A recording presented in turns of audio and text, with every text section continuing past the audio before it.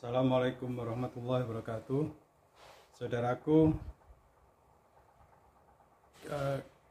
keinginan memakzulkan Presiden Jokowi semakin bergema di seluruh tanah air. Yang terbaru adalah surat terbuka yang dibuat oleh Denny Indrayana.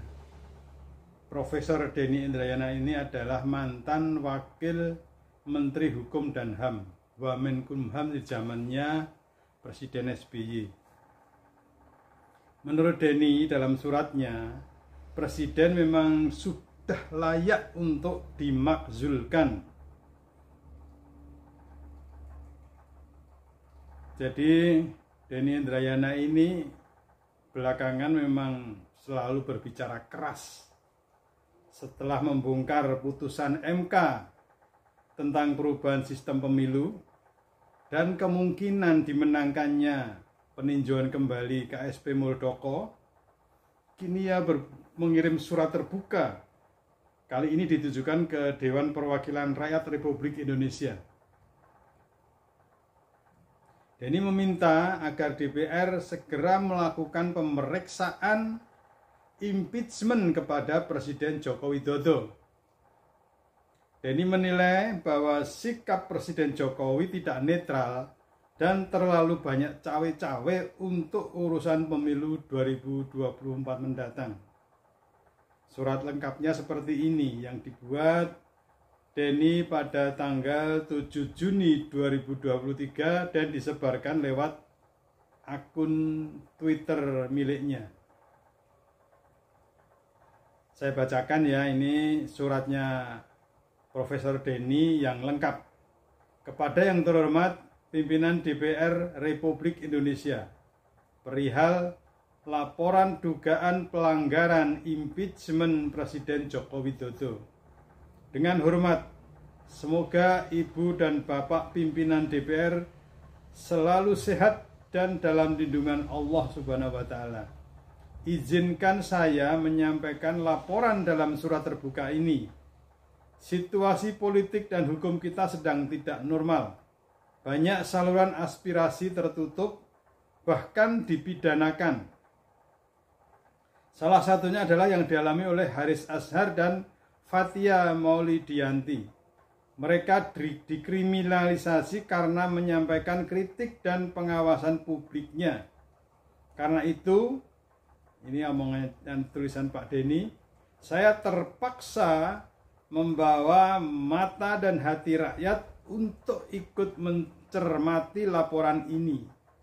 Jadi surat terbuka ini dibuat oleh Profesor Denny supaya rakyat ikut memantau dan mencermati serta mengawal. Saya berpendapat Presiden Joko Widodo sudah layak menjalani proses pemeriksaan impeachment atau pemakzulan karena sikap tidak netralnya alias cawe-cawe dalam Pilpres 2024. Sering saya katakan sebagai perbandingan, Presiden Richard Nixon terpaksa mundur karena takut dimakzulkan akibat skandal Watergate, yaitu ketika kantor Partai Demokrat Amerika dibobol untuk memasang alat sadap. Pelanggaran yang konstitusi yang dilakukan Presiden Jokowi jauh lebih berbahaya sehingga lebih layak dimakzulkan.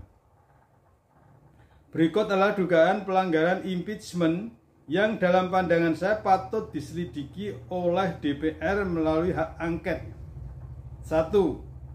Presiden Jokowi menggunakan kekuasaan dan sistem hukum untuk menghalangi Anies Baswedan menjadi calon presiden.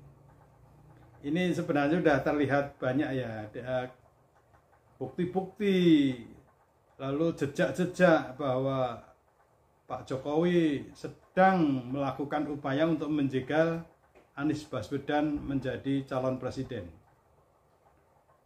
Bukan hanya Yusuf Manandi, CSIS, yang dalam acara Rossi di Kompas TV, hakul yakin memprediksi pihak penguasa akan memastikan hanya ada 2 paslon saja yang mendaftar di KPU untuk Pilpres 2024. Saya sudah lama mendapatkan informasi bahwa memang ada gerakan sistematis menghalang-halangi Anies Baswedan.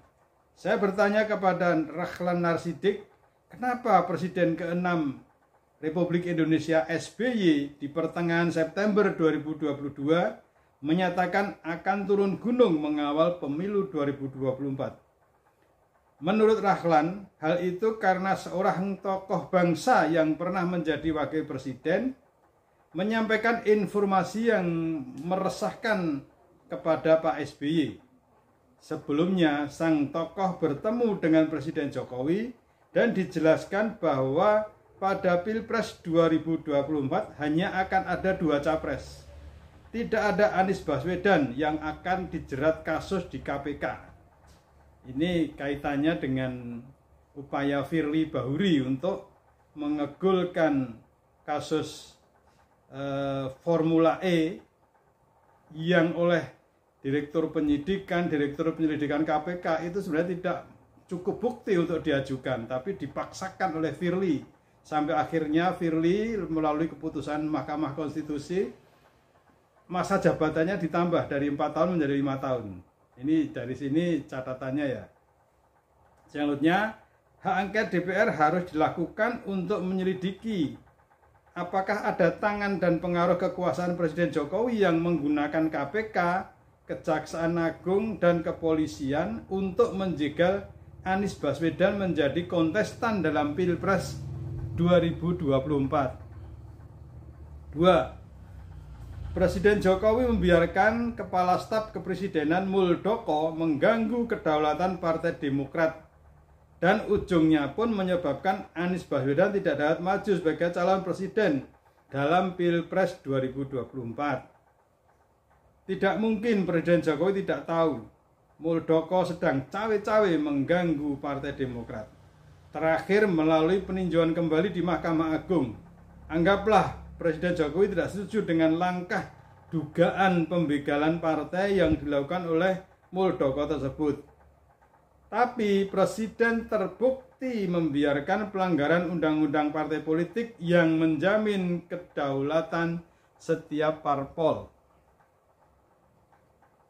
Juga lucu dan aneh bin ajaib ketika Presiden Jokowi membiarkan saja 2 anak buahnya berperkara di pengadilan, membiarkan Kepala Staf Presiden Muldoko menggugat keputusan yang dikeluarkan Menkumham Yasona Lauli.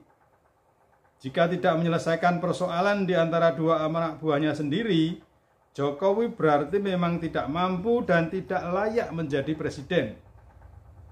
Hak angket DPR harus dilakukan untuk menyelidiki apakah Presiden Jokowi membiarkan atau bahkan sebenarnya menyetujui, lebih jauh lagi memerintahkan langkah KSP Muldoko yang mengganggu kedaulatan Partai Demokrat. 3. Presiden Jokowi menggunakan kekuasaan dan sistem hukum untuk menekan pimpinan partai politik dalam menentukan arah koalisi dan pasangan capres-cawapres menuju Pilpres 2024.